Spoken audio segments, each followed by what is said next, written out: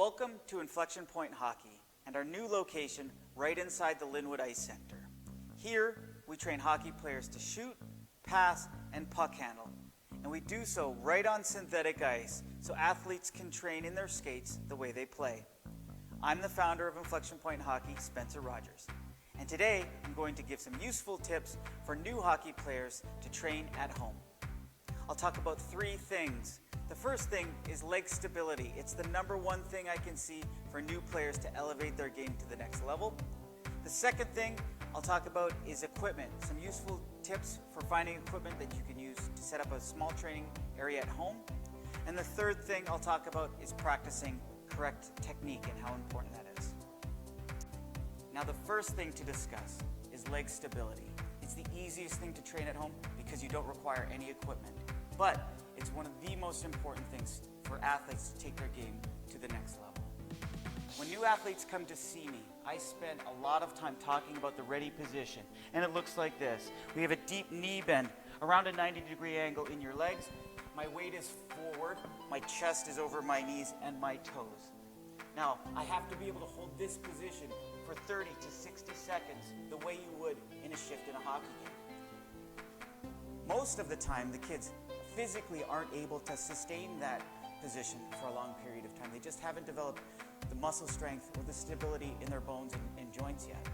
So one of the things to be able to train that is just to say, when you're watching TV, get into the ready position and watch your show for as long as you can. It might only be 5 or 10 seconds. Then sit down and rest. Stand back up when you've had the rest, get into your deep knee bend position and hold this as long as you can. Once you can cycle through 30 or 60 second shifts like that, just keep doing that until you really can get the stability in your strength so that when you come to see me, you're ready to train on technique. Now, taking that to the next level, we teach shooting in 4 stages here at Inflection Point. Stage 4 is the follow-through position. So you'll see I'll have the athletes drive their bottom hand through their top hand and get lower when they finish into this position here. So now all my weight is now on my front leg and I'm balanced and sustaining this position.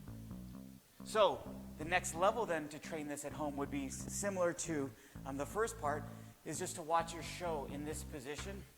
Once you get tired, switch your leg and be able to watch the show in this sustained position for as long as you can. Again, we'll cycle through 30 to 60 second shifts.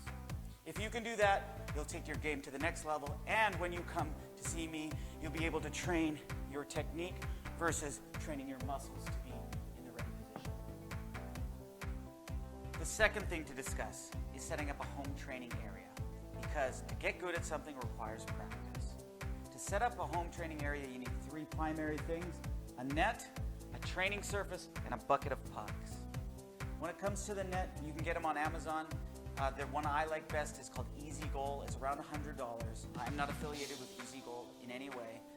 And it's the lightest weight and easiest to put together. And like I say, at around $100, I think it's a reasonable price.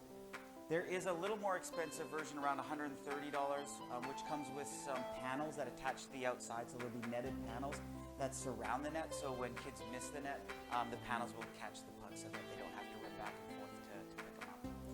I'll put a picture of that one as well at the end of this video. Second thing to get is a training surface, something that's smooth and flat that the puck can travel across.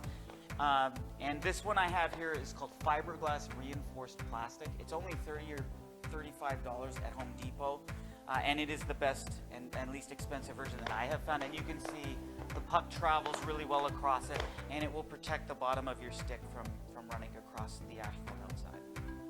And the third thing is a bucket of pucks. A puck costs between $1 and $1.50 each, so you can pick up 50 or 100 pucks on Amazon, which will help you train with repetition in order to get good at something like shooting.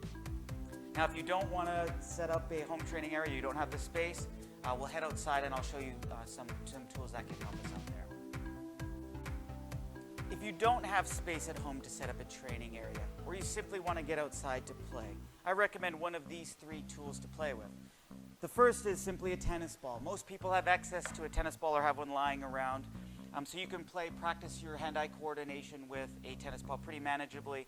The one downside I think of it is that it sticks to the asphalt, and so when you stick handle, the blade of your stick will have a tendency to catch and run and roll over top of the ball in this way, so it won't really be similar to stick handling. Which brings us to the second option, which I think is the better one for training with a ball, and that's the orange hockey ball.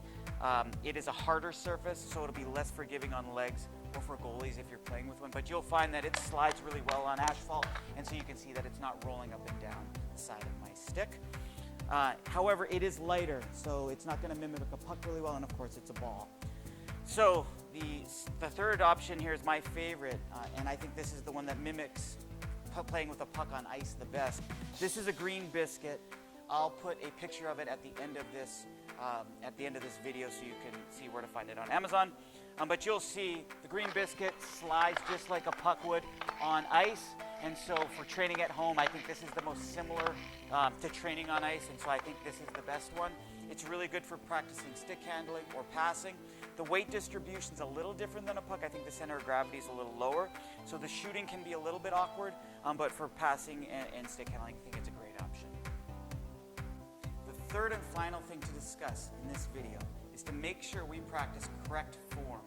Practicing the correct form over and over and over again burns it into your muscle memory, so you don't have to think about it on the ice when you don't have time. To learn the correct form, talk to your coach, go to YouTube where you can find some instructional videos, or come see me at Inflection Point Hockey, where we do things like break down shooting into 4 stages and drill into each so that each one can be mastered. Then we put them together at the end so that you can shoot with all 4 stages together. Good luck practicing. Thank you.